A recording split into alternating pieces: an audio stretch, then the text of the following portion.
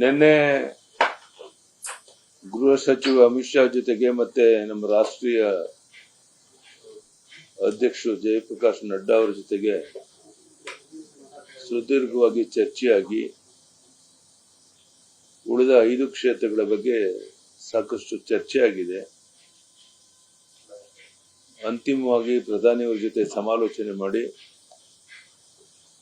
22ನೇ ತಾರೀಕು ಯಾರು ಸ್ಪರ್ಧೆ ಮಾಡಬೇಕು ಅನ್ನೋದನ್ನ ಘೋಷಣೆ ಮಾಡೋರಿದ್ದಾರೆ.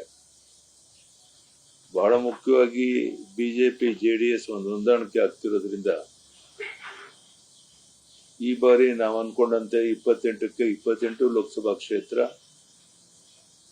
ಬಿಜೆಪಿ ಜೆಡಿಎಸ್ ಗೆಲ್ಲಕ್ಕೆ ಸಾಧ್ಯ ಆಗುತ್ತೆ.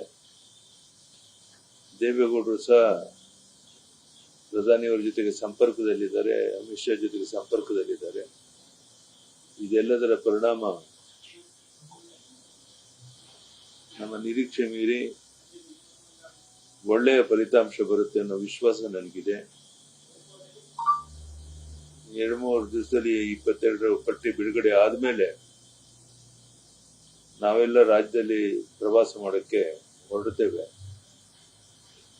ಜನ ಇವತ್ತು ಮೋದಿಜಿಯವರ ಪರ, ಬಿಜೆಪಿಯವರ ಪರ ಇರೋದ್ರಿಂದ ಇತ್ತೀಚಿನ ಹಿಂದೆ ನಡೆದಂತ ಎಲ್ಲ ಚುನಾವಣೆಗಳಿಗಿಂತ ಈ ಚುನಾವಣೆ ನಮ್ಮ ಗೆಲುವಿಗೆ ಬಹಳ ಅನುಕೂಲ ಆಗುತ್ತೆ ಅಂತ ನಾನು ಭಾವಿಸಿದ್ದೇನೆ. ಧನ್ಯವಾದ, ನಮಸ್ಕಾರ. ನ್ಯೂಸ್ ಫಸ್ಟ್ ನಿರ್ಭೀತಿಯಿಂದ ನಿಮ್ಮ ಪರವಾಗಿ.